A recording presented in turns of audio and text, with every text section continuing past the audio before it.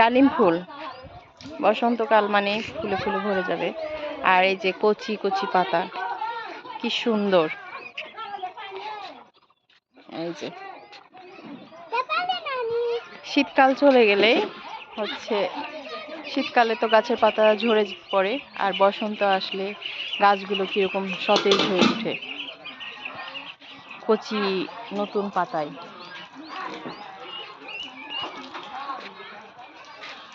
আসলে এই গাছটাতে প্রচুর ডালিম ধরে, আর 12 মাসই ডালিম ধরে। এই সময় ডালিম ঝরে গেছে নাকি, কিছুদিন আগে হয়তো পাতা ঝরার সাথে সাথে ডালিমও ঝরে গেছে। এই ফুলটাতে ডালিম হবে, এই ফুলটাতে ডালিম হবে, এইটাতে হবে না, ঝরে পড়বে। এই যে এই গাছটাতে কিন্তু একটা ঘুঘু পাখির বাসাও আছে। এই ঘুঘু পাখিটা অনেক দিন ধরে বসবাস করছে। আগে বড়ই গাছে বাসা বাঁধতো এবং অনেকবার বাচ্চা তুলেছে। এইবার বড়ই গাছটা কেটে দেওয়ার ফলে এই ডালিম গাছেই বাসা বেঁধেছে। তবে মজার বিষয় যে বাসাটা দেখা যাচ্ছে কিনা, এখান থেকে দেখা যাচ্ছে না। আর মজার বিষয় হচ্ছে এই ঘুঘু পাখি আমাদের বাসায় খায়। শুধু ঘুঘু পাখি না, অনেক পাখি উড়ে আসে আমাদের বাসায়, যেহেতু হাঁস মুরগি সবই আছে, তো খাবার দানা পানি থাকেই। তো এই ঘুঘু পাখিরা হচ্ছে, ঘুঘু পাখি, শালিক পাখি, এরকম অনেক পাখি কিন্তু আমাদের আসে। আর এই সকাল বেলায় আর সন্ধ্যাবেলায় এই গাছটাতে চড়ুই পাখির কিচির মিচিরে ভরে যায়। অনেক চড়ুই পাখি ঝাঁক বেঁধে আসে।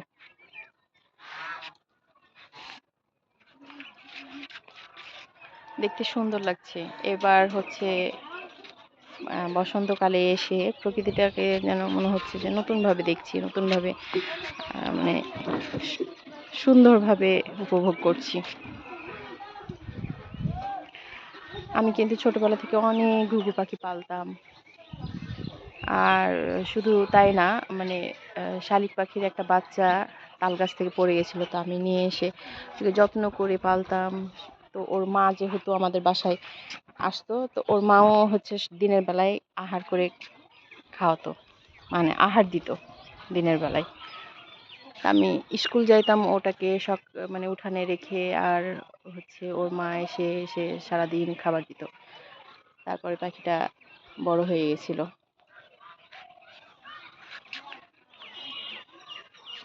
শুধু তাই না, আমাদের বাসায় কিন্তু মৌমাছি, মানে চড়ুই পাখিও বাসা বাঁধে, আবার হচ্ছে যে মৌমাছিও বাসা বাঁধে।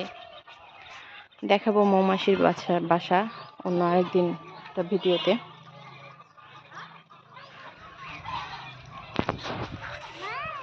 মা, আর চারপাশ তো সজনে গাছে ভরে গেছে, সজনে ফুলে ভরে গেছে।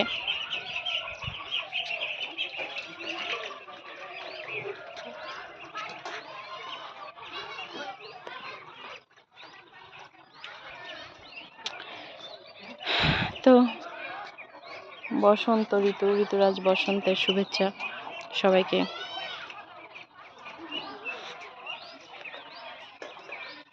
আশা রাখছি অনেক ডালিম আসবে এবার। তবে এক এক সিজনে ডালিমের সাইজ বা রং এক এক রকম দেখায়। মাশাআল্লাহ মাশাআল্লাহ।